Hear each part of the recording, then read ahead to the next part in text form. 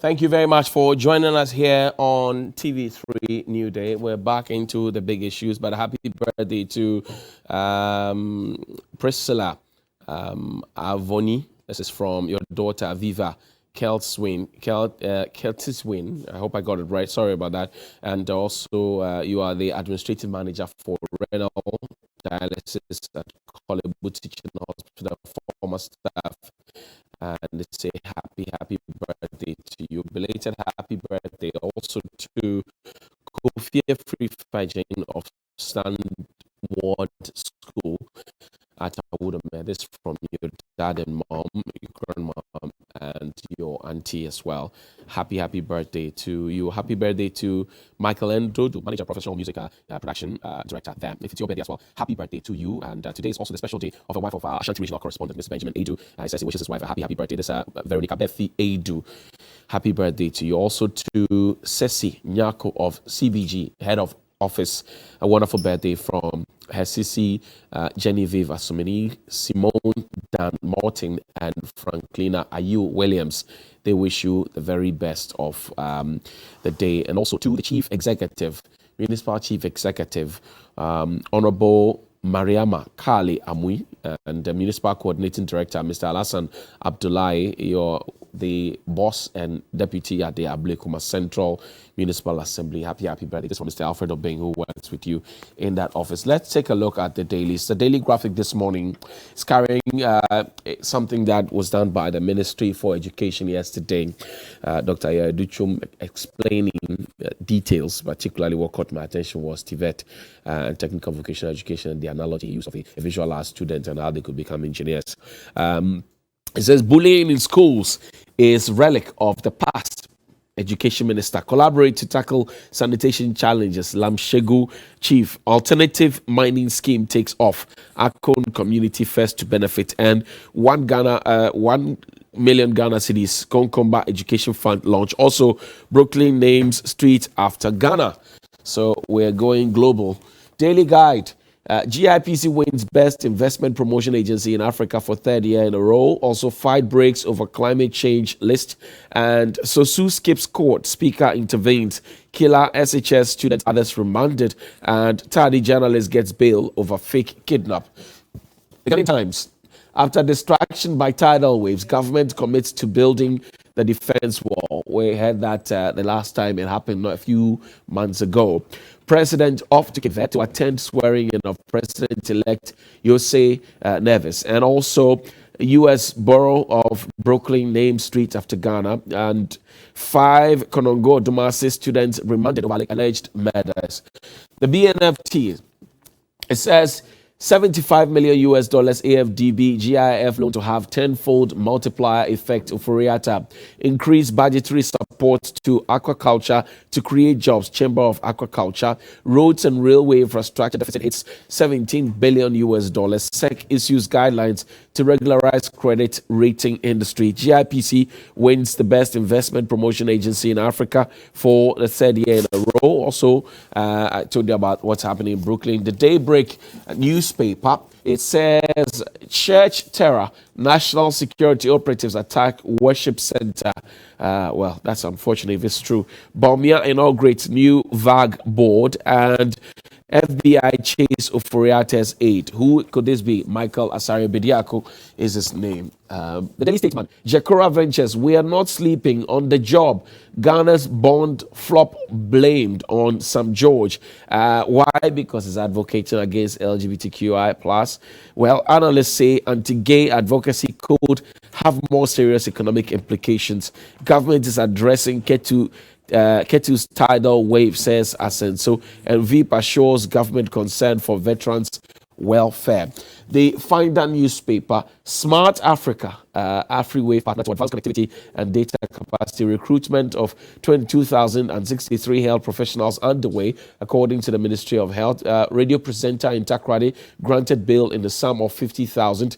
Pakwiti Simpson, we are with you in body, spirit, and mind and soul, and keep doing the good work that you know how to do. 225 megawatts wind power proposed. Wind power, I beg your pardon, proposed. Dr. Matthew Kuprempe investors discuss plans in Scotland. And a street in Brooklyn has been named against for Ghana. My guest this morning is Mr. Kwesi Kwarteng. He is a spokesperson for the Ministry of Education. Kwesi, welcome. Good morning. How are you doing? Yeah, Johnny, thank you, and a very good morning to you and your viewers. Good to see you. Well. How are you too? Thank you. Yesterday, I was impressed with the ministry's delivery on details done so far and the innovations. One of the things that caught my attention was technical and vocational education, which was espoused very well by Dr. Duchum, who I think has a knack and an interest for it, especially looking that he took 100 students from to go and study engineering somewhere. Yeah. Why did you have to do that yesterday? Okay, thank you very much once again for the opportunity. If you look at the nature of the program, apparently it was the academic city university college. Apparently that was having the program and then invited the Honorable Minister to come and speak. And of course, I mean, for us in the ministry, it was once again an opportunity to let Ghanaians know, of course, I mean, the reality on the ground and how we are able to confront our challenges as a ministry, as a people. Because, I mean, if you look at it and the available data, that is clear that from time immemorial, our educational system really has challenges or has a problem that we need to address. And then yesterday was an opportunity to once again tell Ghanaians about the President Akufo-Addo's educational transformation agenda. Of course, I mean, we believe that before any nation develops, clearly you have to invest in the human capital. If you go to countries where they've developed, I mean, from the fourth industrial revolution, second industrial revolution, the third industrial revolution, up to the fourth industrial revolution, everything has been about the human development, of course, relative to science. And so we felt that this is the crucial time where we need to have that conversation. Are we still going to train students, or are we still going to train mass of our public who will probably just leave the universities and may not be able to have any skills, any development, are not assertive, are not problem solvers, are not critical thinkers? And so the conversation broadly borders on how we are able to realign, how we are able to reimagine our education. Of course, I mean, yesterday when you listened to the Honorable Minister of Education, he cited a lot of instances, like the visual art students, that example that he cited. I mean, why do we have a system that ordinarily or naturally creates artificial barriers for our students, especially when we declare that we want to increase our tertiary enrollment ratio? I mean, no country in this world has ever developed if the tertiary gross tertiary enrollment ratio is not up to 40%. If you come to Ghana, for instance, our gross tertiary enrollment ratio is around 18.8%, which means that if you take about 100 Ghanaians, you have about just 18.8% that have had education up to the tertiary level. You do not develop a country with such statistics or such a data. If you go to South Korea, for instance, it's over 96%. If you go to America, it's about 85%. If you go to recently Botswana and Singapore, they are about over 40%. Research and other studies has demonstrated that any country, before any country is able to develop, that country will at least have to grow its gross tertiary enrollment ratio to about 40%. We are talking about getting it to 40%, but how do we do it? That was a conversation that we had yesterday. How do we also align it to the dictates of the fourth industrial revolution, where now genetic engineering, 3D imaging, artificial intelligence is the order of the day, robotics is the order of the day, where you train students who are critical, you train people who are critical in their thought, who are assertive, who are critical thinkers, who are problem solvers. And so yesterday was an opportunity for the minister to make certain concessions. Of course, we had a lot of things wrong. And I mean, an example is when you have a student that probably just finished or completed the WASI. I mean, such a student probably passed about 8, let's say out of the 8 subjects, had 7 A's in one of them, and probably didn't do well in English language. And then we create an artificial barrier for such a student that because, hey, you failed in English language, you will not have access to our. Is that not what our curriculum says? So that is the problem. And our marking scheme. Yes. So it means that there is a problem with our assessment, because on what basis? At the end of the day, you say that you want to increase your human capital. You say that you want to increase your gross tertiary enrollment ratio. You are saying that in the era of the fourth industrial revolution, you have to train more people to be science oriented. And so the more reason why you are creating these STEM schools.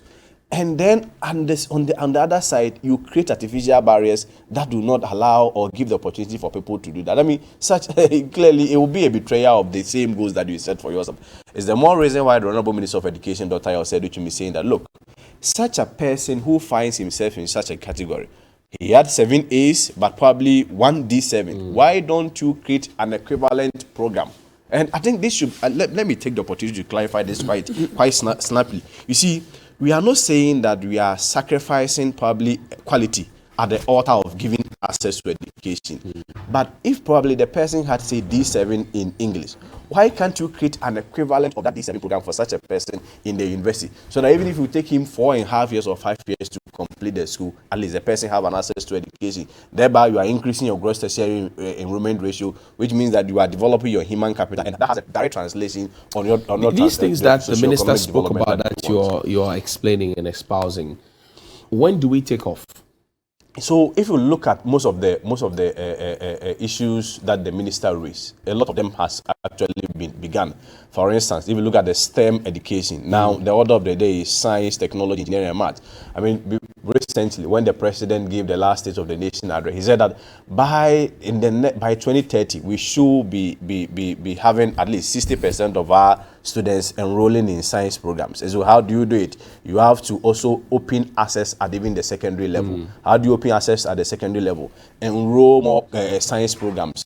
Bring about more career paths in science. Also establish the science center schools. As I speak with you, you have the 10 science schools, that is purely STEM schools. Science, technology, engineering, that is at various levels of construction. I mean, those are the V blocks. When you go to Abomosu, it's almost completed. That we are very much hopeful that very soon to specialize. I mean, let me also take the opportunity to also remind Ghanaians that the situation or the problem where we're having schools that has been constructed, but they at the end of the day, you will not see them operationalized. It's a thing of the past.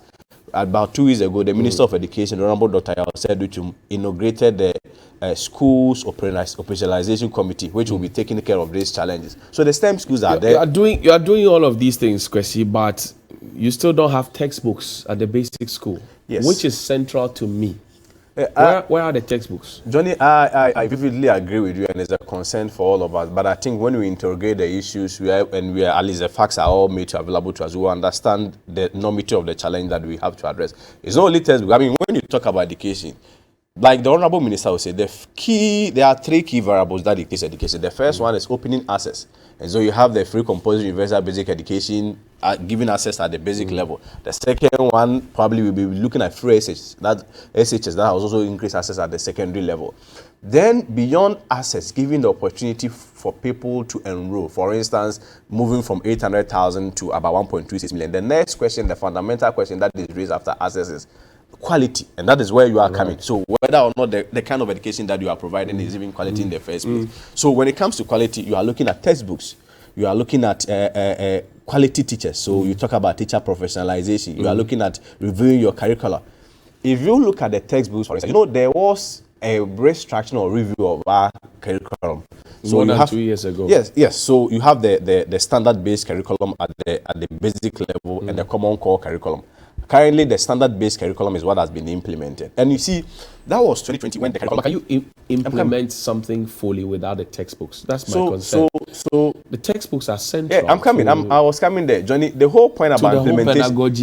implemented. Yeah, but if you go to countries like UK, for instance, they don't use textbooks. We knew it. I'm coming. But we said we're going to have textbooks. No, the principle I want to establish here is that I am not saying that textbooks are not relevant, but it can't be said that because they are not textbooks, probably everything should because you are not even assessing. The minister said you will be assessing for the first time in 3 years. Let me take it. Those are the low primary schools. Let me address the textbook issue. So the curriculum was developed, it was implemented. And when you talk about implementation has never been an event, it's a process. So when the curriculum was implemented, of course, you have to teach, educate those who are going to implement the curriculum. And so the teachers were given some level of training, about 150,000 of them were trained, given resource packs. Those at the upper level have not been trained. Yes, they have not trained them. Yes, because that curriculum is on hold. Hopefully, it will be implemented, hopefully next academic year. So at the basic level, which is the standard-based curriculum, What the more reason why we didn't have the textbooks, because you know the publishers, government had already engaged the publishers, and the publishers had promised that they were going to deliver in the next 6 months. They were going to pre-finance. Of course, government doesn't have money. No. I mean, it has nothing to do with money. The most important is that they were going to. The problem has nothing to do with money. It was 2020. They gave themselves 6 months to deliver. Very unfortunately, COVID and its own issues, and they were unable to deliver. But in such an instance, what does the ministry do? The ministry could only be proactive. It's the more reason why GES, together with the ministry, envisaged some of these unforeseen contingencies and was able to train the teachers and give them the resources. Johnny, the point is, I'm not saying that the textbooks are not important. Are you suggesting to me that the absence of the textbooks has no impact on the quality of education that the children are getting? Because the minister said yesterday that we're going to look at assessment for the first time for those at the lower level. So I'm trying to marry the two. Not at all. That is not the suggestion. At the end of the day, we need the textbooks. I mean, it's part of our curricula. It's part of how we do our things. We need the textbooks. The point that I'm trying to say is that the publishers, after having after the contract having been awarded to them, were unable to deliver. And I mean, I'm saying that the whole of 2020, everything slowed down technically, production, everything. So as at now, the assurance that we are giving to Ghanaians is that hopefully by next academic year, the textbooks will be in operation and of course will be in use. So for me, that is more important. Even though at some point the publishers were unable to deliver, the ministry, of course, together with GS, envisaged that they train the teachers with the resources. And it is instructive to know that everything in the textbooks, I mean, and the syllabus is also in the resource packs. But of course, I mean, the textbooks, students may also need it for their own personal use and other things. So it is something that the ministry is really working on. And Johnny, I'm London. You see, don't let us make it look as though the challenges in our educational system all of a sudden just happened today. It's being systemic. We'll continue to address them. When there are no textbooks, we'll continue to address them. Nobody is suggesting that. But if our priorities are right, we would have had textbooks. I think for me that is not fair, especially when the content. You see, what you've just done is to take the text out of the context, which is also very dangerous. Can you run a program without a manual? Johnny, what do you understand by the resource packs? The resource pack is for the teacher.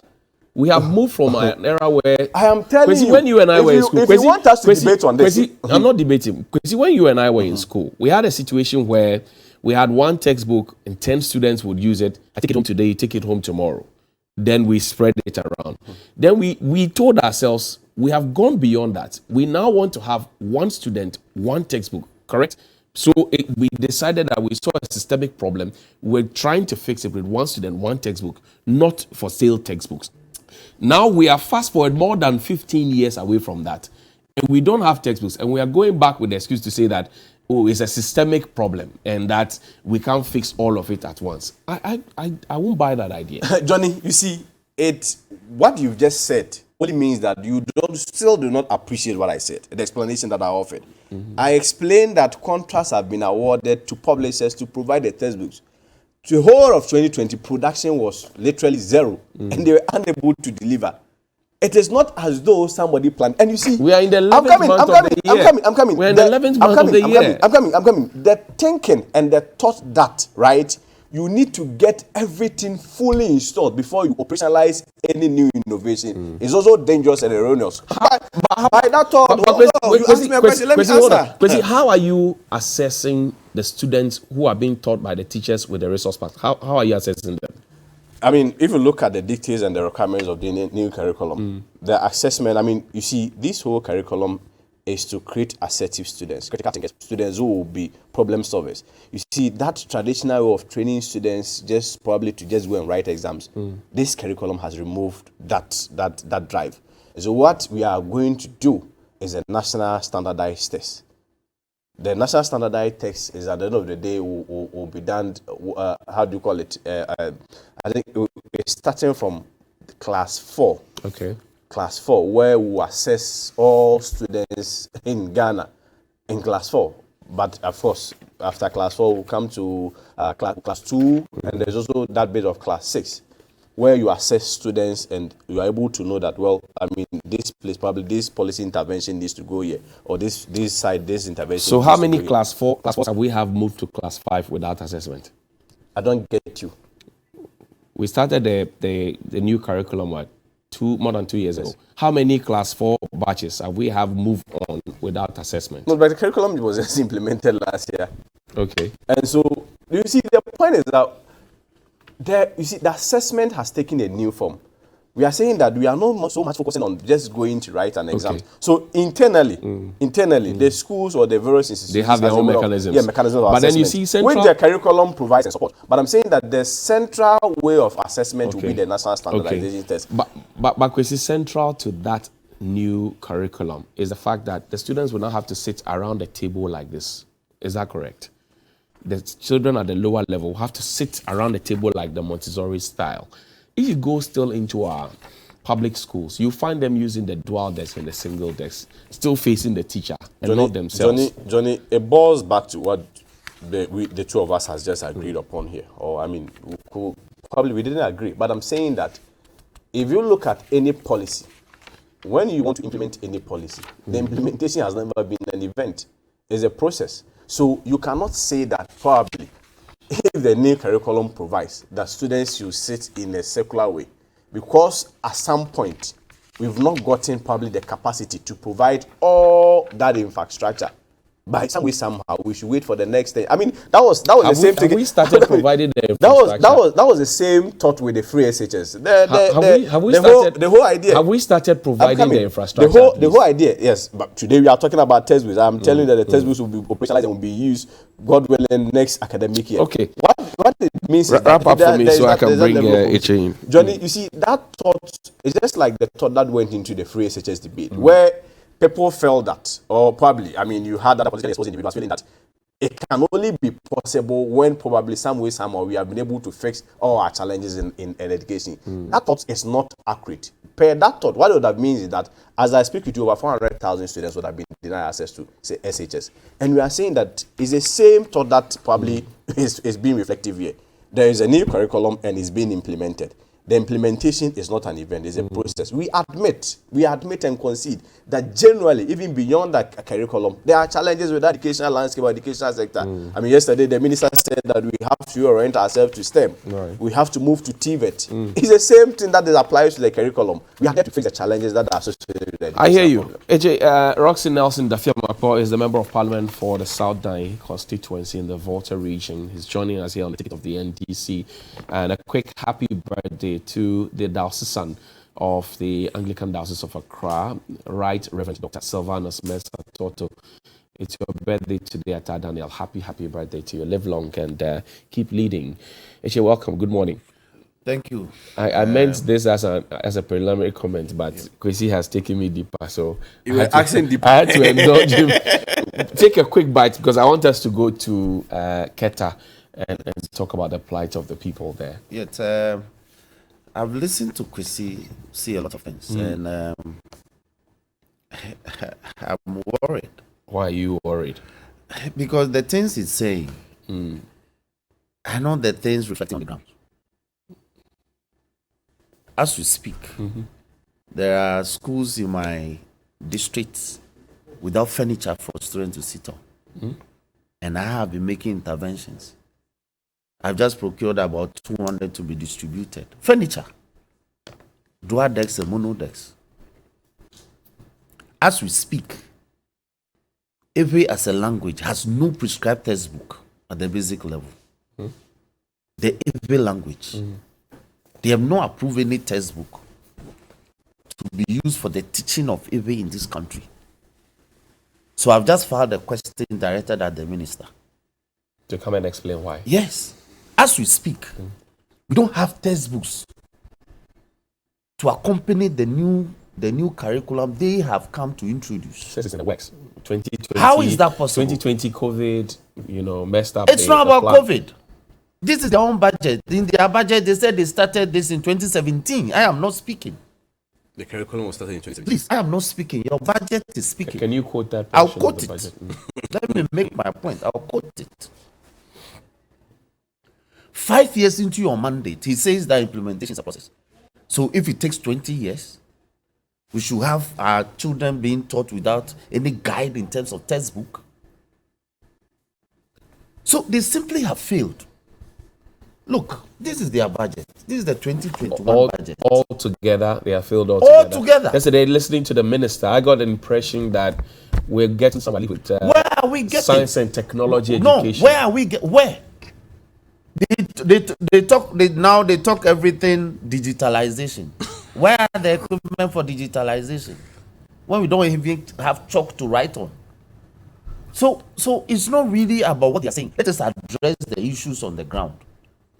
And I'm saying that in their budget, this is the 2021 budget, which is still being implemented. We have a couple of weeks to go. This is page 167, paragraph 918. The minister says, the Ministry of Education continue with the development implementation of the pre-tertiary standard-based curriculum. I'm not speaking. Which started in 2017. So when you sit here and say they implemented it last year, it cannot be correct. I thought you finished the paragraph. I'll finish. So I get. I'll finish. About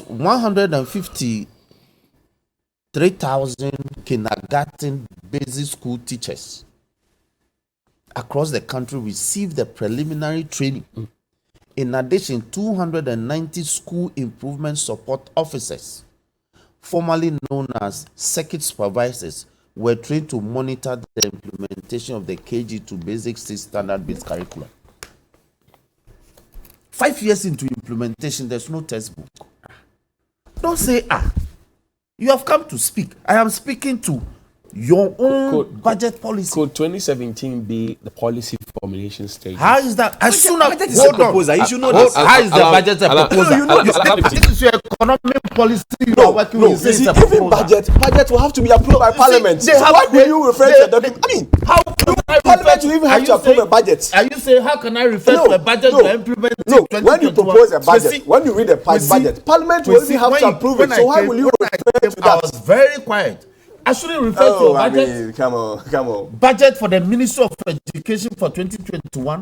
The things you are saying, I shouldn't refer to. When them. was it approved?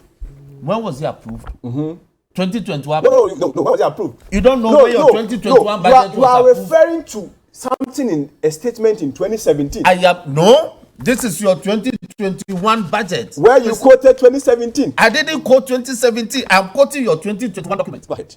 Making a reference to a 2017 implementation date. And I'm suggesting that the 2017 could have been the policy formulation So stages. now let me answer you. He reduces implementation to allow me, Please, Kwesi, Allow me. I am saying when you are implementing a policy that is timeous in nature, you don't speak the kind of English you speak. When within 6 years somebody will exit the system, and then you say that we are doing all this because it is a process. So when would the person get the opportunity and return to school to go through and study with a textbook? If you are not ready to implement the new curriculum with its attendant textbook, don't introduce it. You come and abolish an existing curriculum and introduce a new one.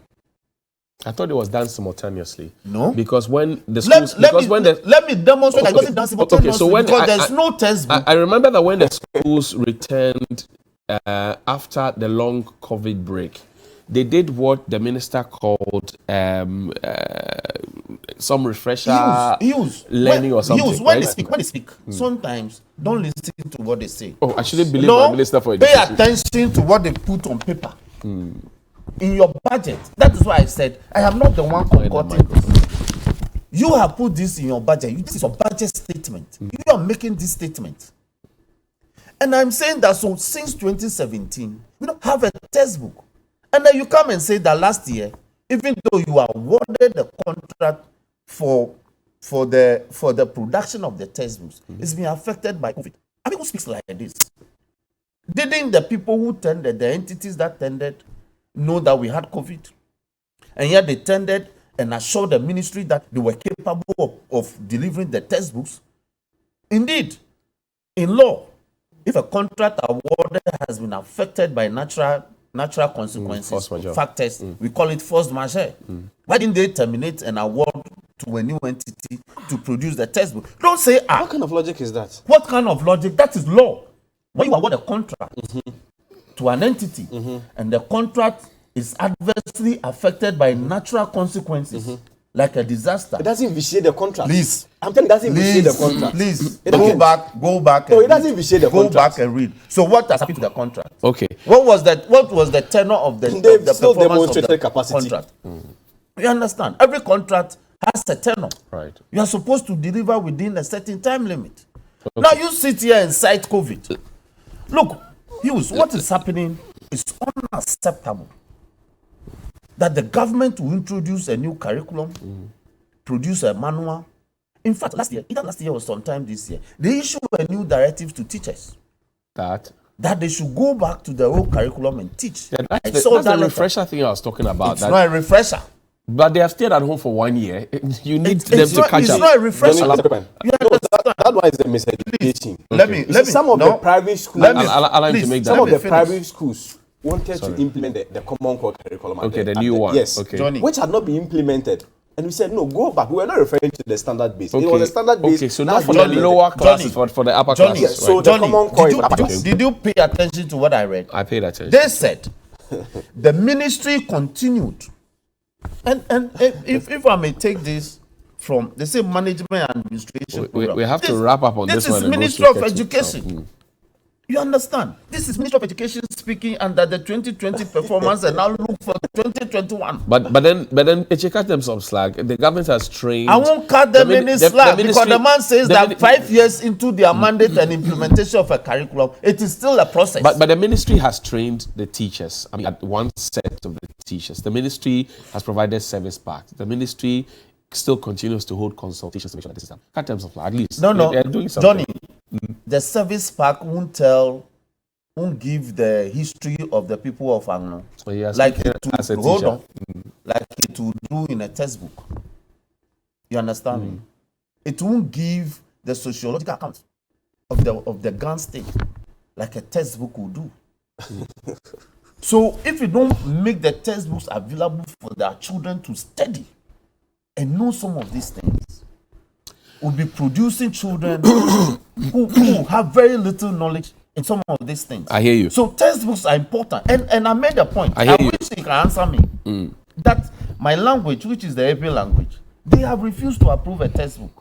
I think this is below belt. It is not below belt. These needless tribal sentiments and incitements. Tribal sentiment. I am telling you, below belt. it is a fact. No, Johnny, you recall. He should mention the textbook that they approve for the teaching of Of course, you are talking about hundreds of subjects. You understand? You haven't done that. Okay. And I'm saying that I've just filed a question directed at the minister.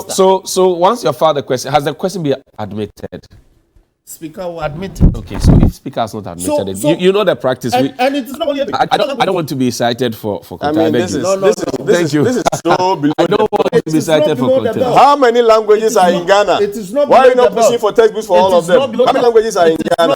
I'm asking you how many languages. I want other MPs How many to take languages? interest in this matter. This is so cheap. Thank you. Let's go to Keta South. The Honorable Ablanji Fagomashi yesterday was that the tidal waves have hit again. Over 600 homes affected. Take a look at this.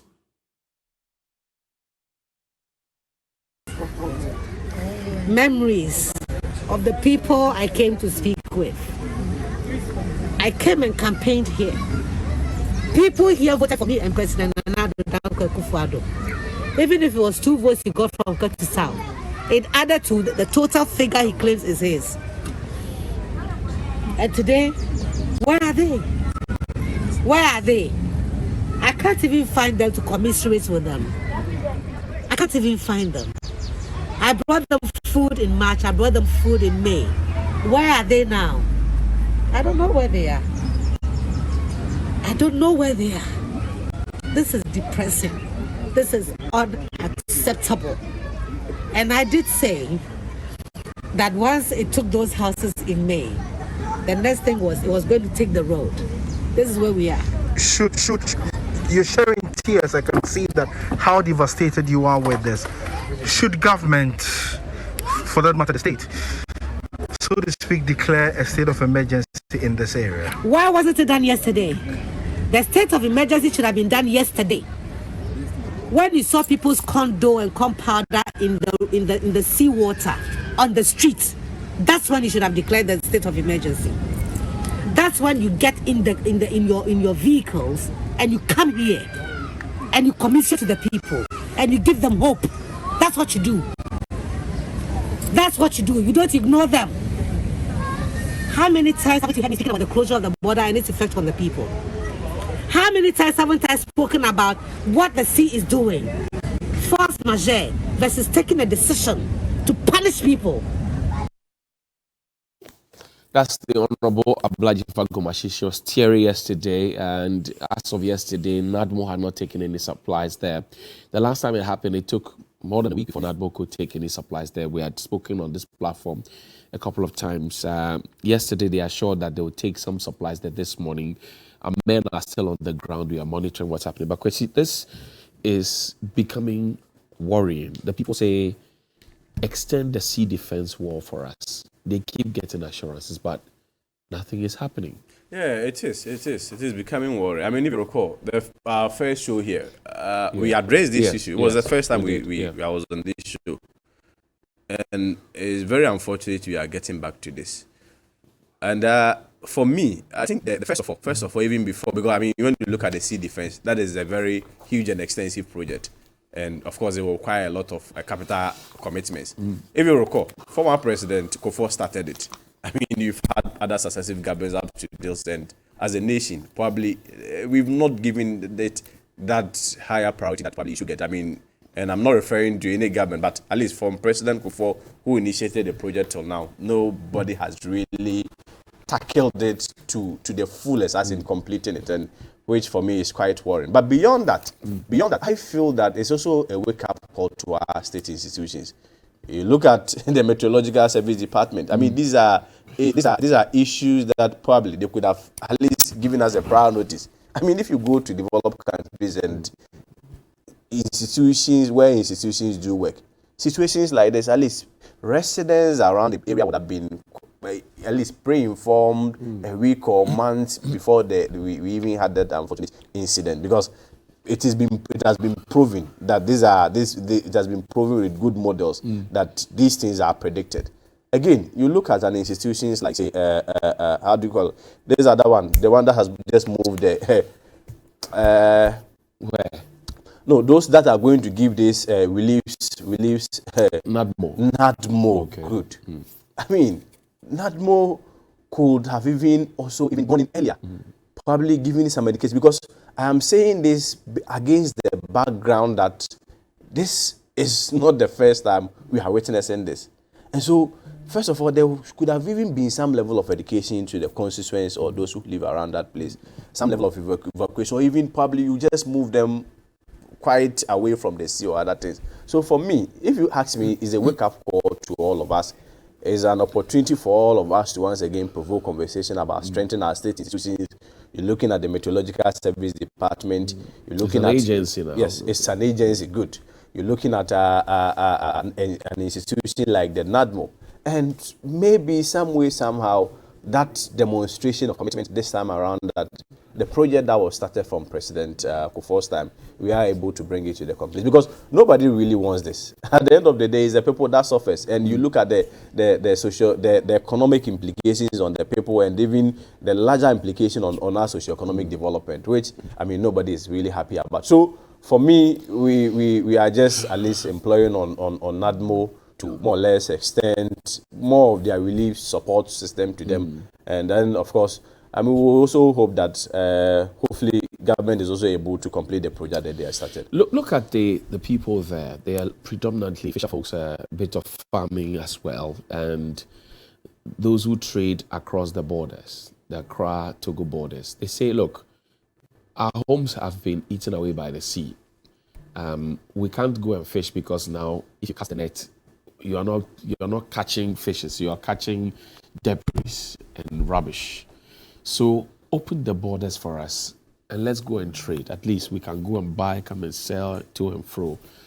That call has been made over and over again, but nobody's listening to them. It's affecting their economic life. Yeah, but you see, I think for me it's legitimate. But let's look at it even from the larger perspective. If you look at closing down of borders, it was not only her constituency that borders were closed. All borders in Ghana were literally closed. Are you also suggesting that those places, they were not having probably economic activities there? John Morrow is asking for the borders to be open. Exactly. So those places do had some level of economic activities there. And I'm sure the closure of the borders is not necessarily just based on any other facts. But of course, I mean, there are some security questions that, I mean, the experts will probably base on to take such decisions. And we know that, I mean, those ones were all precipitated by COVID. But Johnny, I am also quite worried about the politicization of an issue like this. You see, like I said, President Kufuor started the Sea Defense Project. It is not as though we do not, or we are not privy to this challenge or this problem. It's been reoccurring. I mean, the first time I sat here and we discussed it, that was my first time even seeing it. And then today we are also seeing it again. What it means is that as a people, we need to channel all our energies into this and fix it once and for all. So for me, it's not really about the emotional play to the cameras or the politicization that this government did not do this. Who is doing emotional play? I wouldn't subscribe names to that. At least what was some of the videos. But I mean, I get it. I mean, probably she of course, I mean, in such a situation, you expect that you become quite emotional and talk on top of your voice to probably demand attention. It's fine. But the impression that has been created as if this government ignored this, that government ignored this, for me is not helpful. Don't you think that suggestion is coming up? Because this is not the first, and this has happened a couple of times. And the last time it happened, it took the government agency more than a week to take supplies there. Yesterday, they were not there with supplies. They said they had come to assess the people. Yes, I get it. Even if you want, and so people will put so you admit that. I mean, people can be emotional. I'm not admitting. I'm asking. But a premise. Yeah, but so at the end of the day, people can be emotional about it, which is quite legitimate. But you see, the point is that, like I said, I have admitted on this platform that the state institutions or agencies should be proactive and should be up and doing. You see, when we have problems like this, it's an opportunity for all of us once again to say that, are we giving those state institutions responsible for addressing these challenges the needed resources? Are we prioritizing them in our national budgets? Are we giving them the needed support to address some of these challenges that could come? These are all, I mean, this... Not under the Interior Ministry. Exactly. I mean, if we know what it is and we understand the national security implications, we can make provision for them. Exactly. That's what I'm saying. That so that's a question that you must be answering from Johnny, a government standpoint. So that's why at some point, if you look, I mean, like I mentioned, I said President Kufuor started the Sea Defense Project. That is rolling back to President Kufuor's time, which means that this problem has not been with us just a day. Right. And so for me, today, of course, I mean, we may call it a knee-jerk solution or something, but it's an opportunity for all of us once again to revisit our nose and focus on these state institutions, giving them the needed resources so that they do not only become reactive, but also become proactive. Whilst in the long term, we look at finding a long-standing solution to this problem. But I hear you. I am not happy with the politicization of a crisis. I mean, nobody will want such thing to happen anywhere. And so when people are in distress, the only thing we can do is to support them and comfort them and call on the relevant state institutions to be up and doing, and not necessarily to politicize that this government did not do this or this government did not. That for me is not what the people when want. a government is in power, who else do you turn to? Yes, when a government is in power, but it's also fair that we also have to look at the enormity of the problem. And when we look at the enormity of the problem, we'll be able to know that it is not necessarily just about calling on a government per se to do it. Of course, at the end of the day, it boils on the government to solve it. But we also have to understand that this has been a problem that is with us. And is a more reason why when events, unforeseen contingencies like this erupt, we quickly have to. And so for me, it's not really about the government. So Johnny, at the end of the day, yes, a government is in power, but probably if some past or successive government also resource these institutions that we are talking about, probably we wouldn't be here. And so yes, we call on the government, but it's also important that we also look at what kind of resources are you talking about? Because in one breath you say the enormity of the problem and the financial injection that could be needed to construct the sea defense wall. I am very much aware that the project is ongoing, just that it's at a slow pace. The project is not ongoing. Johnny, the last time we sat The here, we minister agreed. promised, but the project is not ongoing. No, but you are aware. There is no project that is ongoing. If it's ongoing, the people there will say there's a No, project. it is not up to the people necessarily to say. If a contract has been awarded and people are working on it, just like there's a space. If there's work happening in your backyard, you mean you will see it? No, but see are defense wall, you they're carrying stones, are you you won't see it. suggesting that the project has been terminated? Is that what the suggestion no. is? You are making. No, I'm also asking. You're saying the project is ongoing. No, you made an emphatic statement Right. that the project is not ongoing. So let's set the parameters right. Are you also suggesting? No, I don't. Are you also I don't suggesting- answer questions. Now the first question. You don't answer questions, but it's not a question examination. It's an interview. In an interview, we can exchange some relevant facts. No, you cannot come and do that. Now, No, Johnny, but we exchange relevant facts. I'm saying that if the project, the Sea Defense Wall project, is ongoing. I'm saying that it has been slow. I Okay, admitted okay. that it has been slow. Okay. Recently, are you aware Asensu and Co had been there? They went there to make a promise. That's what I'm telling you. I'm not aware. And that he says they are looking for funds. Maybe I'll find that video and play for you before we end. But it is stepping for me. So, first off, there's an economic question, there's a national security question, and because you come from that side of town, the region, where are the evacuation centers for these people? That's my first question. Thank you very much. Let me use this opportunity to sympathize with my people. This is not a modern day matter. As far back as the mid-60s, Right. the sea had been troubling our people. So even Kwesi Brew, that famous poet, and Professor Uno, Right. their poems Right. on how devastating this natural disaster have on the lives of our people in the coastal areas. And it's also not correct that the Keta Sea Defense Project was started by President Kufuor. He came to continue. Yeah, so who started it? Can you help us? Jerry Rawlings started it. Not even under NDC, when he was TNDC. yes, NDC time. So Kufuor came to expand on it. And indeed, this is the site where they want to build a Keta harbor. Okay. So that's very interesting. Where the signboard is. Yes, where the site, it's very, where the havoc struck along the Blekusu Road, is the site for the harbor. I'm sober because the sea defense matters, and how the sea strikes and overpower the inhabitants. It's not something you can predict. It's not something you can predict. Otherwise, then I agree with Kwesi that there should have been forewarning by NADMO trying to evacuate the people. But it is not like, it's not something the meteo people can predict. And it is caused by two major things. Which are? In geomorphology, a slight shift in the bed of the sea can lead to the welting of the sea waves, and it will have major consequences for the shoreline.